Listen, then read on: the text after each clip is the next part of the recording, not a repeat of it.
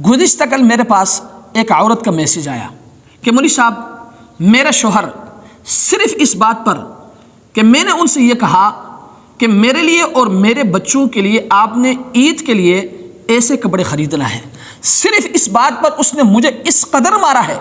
और मज़े की बात यह है कि उनका शौहर मेरा बहुत अच्छा दोस्त भी है। मुझे इस कदर मारा कि मैं बता नहीं सकती। मुझे गालियाँ दी, मेरे माँ बाप को गालियाँ दी, मेरी बहनों को गालियाँ दी, मेरे भाइयों को गालियाँ दी। मैंने उनके शौहर से राब्ता किया।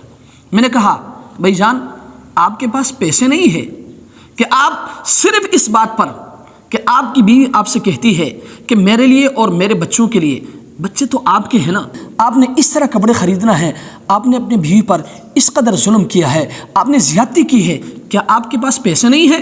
और मुझे पता है कि उनके पास पैसे भी है।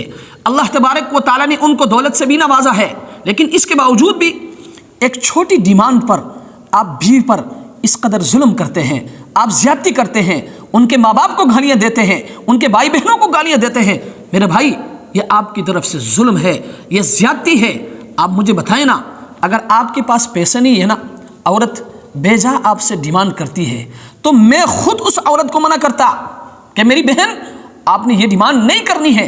लेकिन एक शख्स को अल्लाह तबारक व तआला ने माल दौलत से नवाजा है, पैसों से नवाजा है, इसके बावजूद भी घर वाली के मामले में कंजूसी का मामला करना, मेरे भाई, ये आपकी तरफ से ज़्यादती है।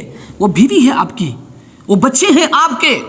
आप देखें ना, इस रमज़ान के महीने में औरत कितना मज़लूम तबका है, औरतों का तबका बड़ा मज़लूम तबका है। मैं बार बार ये कहा करता हूँ, सहरी के लिए 3:30 बजे वो बेचारी उठती है, आपके लिए खाना पकाती है, आपके लिए चाय पकाती है, फिर आराम से आपको उठाती है, उठाकर जब आप वज़ू करके दस्तरखान पर बैठते हैं, आपके लिए खाना लाकर पेश करती है।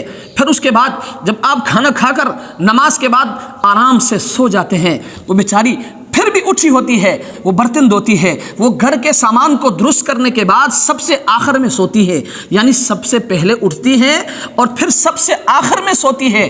इतना काम करने के बावजूद भी अगर आपकी तरफ से इतनी कंजूसी है घर वाली के मामले में, तो मेरे भाई, आप जालिम है, आप जुल्म करते हैं। औरत है, मुझे आप बताएं ना, फिर ये पैसे आप किस लिए कमाते हैं? इसलिए मैं अपने भाइयों से गुजारिश करूंगा कि औरत के मामले में आपने कंजूसी का मामला नहीं करना है। ख़ासकर बीवी के मामले में आपने कंजूसी नहीं करना है, अपने बच्चों के मामले में आपने कंजूसी नहीं करना है। और याद रखें,